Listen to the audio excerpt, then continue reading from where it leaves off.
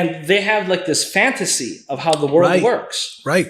But what you realize, and what I encourage people to realize is nobody is coming to save you. That's right. And I encourage people to read an essay called Self-Reliance by Ralph Waldo Emerson. Self-Reliance. By Ralph Waldo Emerson. And, I at one point I had that essay memorized. I don't have it memorized anymore, but I instilled that in my mind to only count on myself. Yes. And that's the most empowering feeling that you can possibly have. When you wake up and you know that you're in control of your own destiny, there's nothing more fulfilling than that feeling. One of the things I heard Joe Rogan say, right? Top podcast in the world. He said, what would the hero of your life do right now? Right. That goes to your point, right?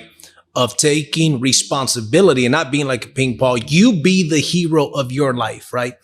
And to elaborate a little bit more on what you just said, which is such a powerful thing, proactive versus reactive. If you could dive into that particular part a little bit more, because I think a lot of people that's going to go over their head. Right. So can you give me an example? I'll give you a small example that a lot of people can relate to. Let's say someone's in the market looking for a job. Mm-hmm. There's two kinds of people, equally qualified.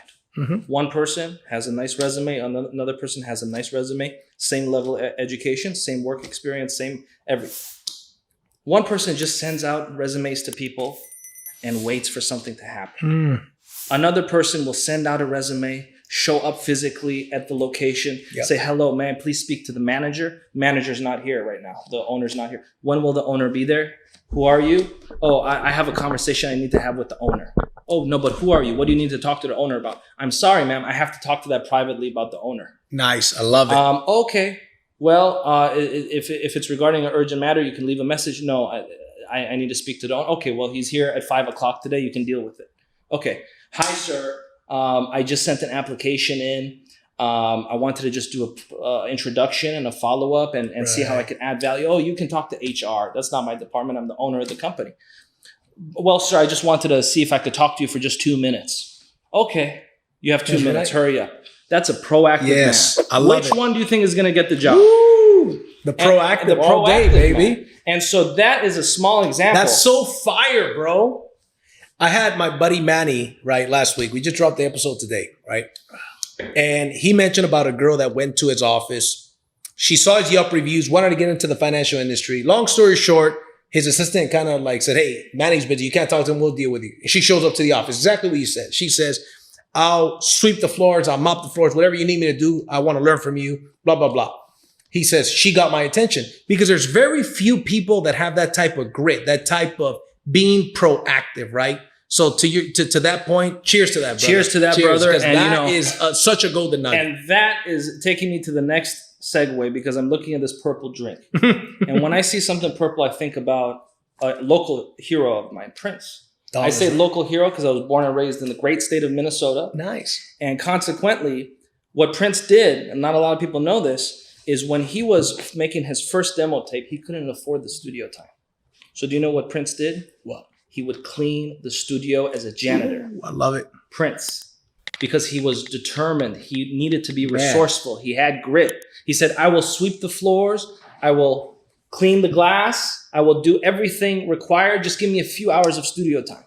That's how he recorded his very first professional song. Really? Was by being the janitor. And the rest, of course, is history. Now, what if he went in there with an ego?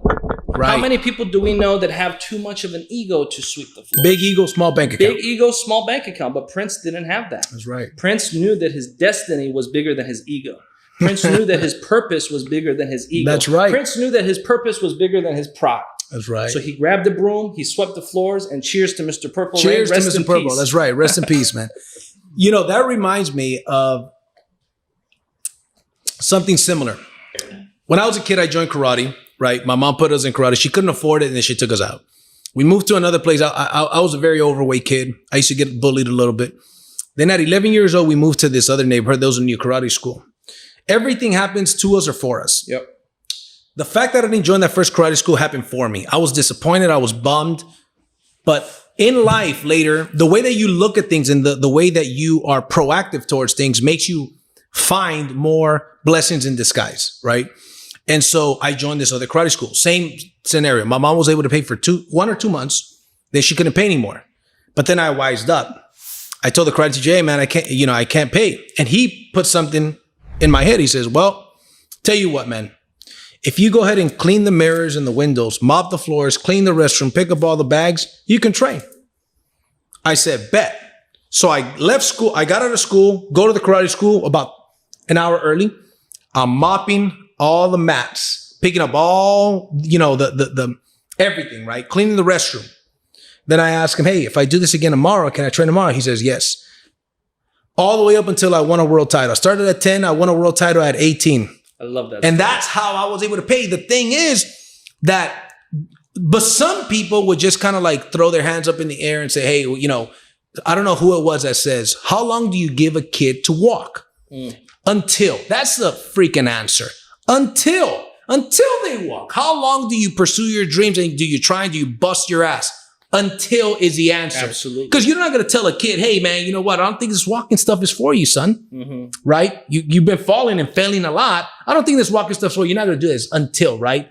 Hey, thanks for watching the podcast.